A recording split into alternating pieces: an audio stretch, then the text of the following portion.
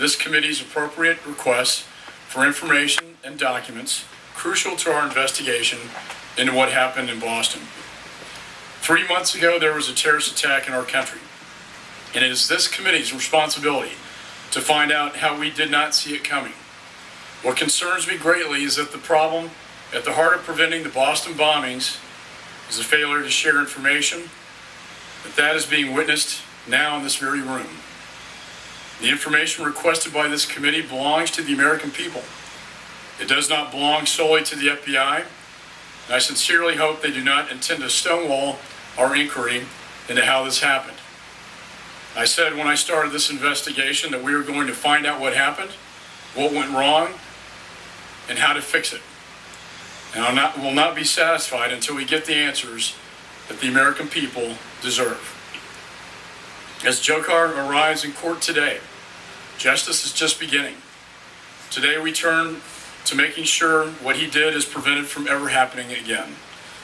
Just weeks ago, I walked the streets of Boston with my colleague Bill Keating.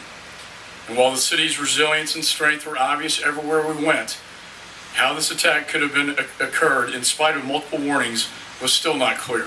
And sent out on the mission, and also Shahzad, the Times Square bomber, was trained by the TTP in Pakistan. So there was the international nexus here with terrorism. Let me thank all the witnesses for their testimony. Let me just say with Mayor Giuliani, Rudy, when I was listening to the introduction that the chairman gave you, and he mentioned you being elevated to knighthood by Queen Elizabeth, those days when we were taking the subways in Brooklyn, Manhattan, of all the things you were going to be, was never a knight of the British Empire, but congratulations. I haven't told anyone in Brooklyn that I was. I try to keep it secret, and the chairman outed me. Yeah, there you go. Yeah. Thank you, Mike, for bringing that out. Let me just, if we could focus on what happened here in Boston. Actually, there are more facts which the chairman has gotten into, and I think I would like to get into also. The fact is that the Boston police, they had 4 detectives with top secret clearance on the JTTF.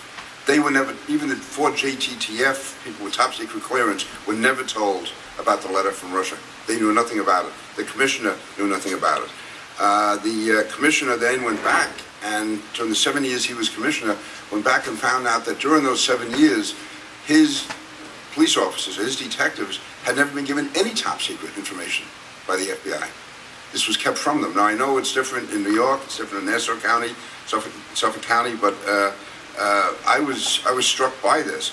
And also you add to that when the younger brother was in the hospital being interrogated, he said that they had been on their way to Times Square to carry out a bombing in Times Square, and the FBI never told the NYPD about that. It was 4 days later when Commissioner Kelly found out about it from somebody else that this threat had been made against New York. And the FBI's excuse was, well, he was in the hospital, he couldn't have carried out the bombing. At that stage, no one knew who else was involved in this plot. If you're on the Joint Terrorism Task Force, you have a clearance, and hence you should have access to this information. Now, in this case, the question would still be, what do those police officers do in working with their home departments after the FBI goes out and interviews Tsarnaev and says he's not a threat? Let's just assume that that's a reasonable conclusion at the time.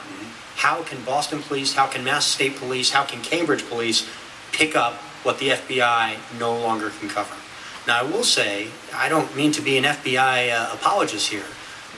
My understanding is the FBI, not in its law enforcement role, but actually had visited that mosque and had engaged with that mosque in the past on a community engagement front, which I think is a very important role for FBI, but others as well, to hopefully get reports about people like Tsarnaev. Now, that didn't happen here, but we have to continue to encourage the FBI, DHS, and state and local authorities to engage with mosques in the same way that they engage with all community organizations. I've just stated that the FBI never told anyone on the JTTF, any police officers on the JTF, about the Russian inquiry. Yeah. Also, they did not question anyone in the mosque about the older brother, and also afterwards, even when the brother's pictures are on television all over the world, nobody from that mosque came forward to identify them.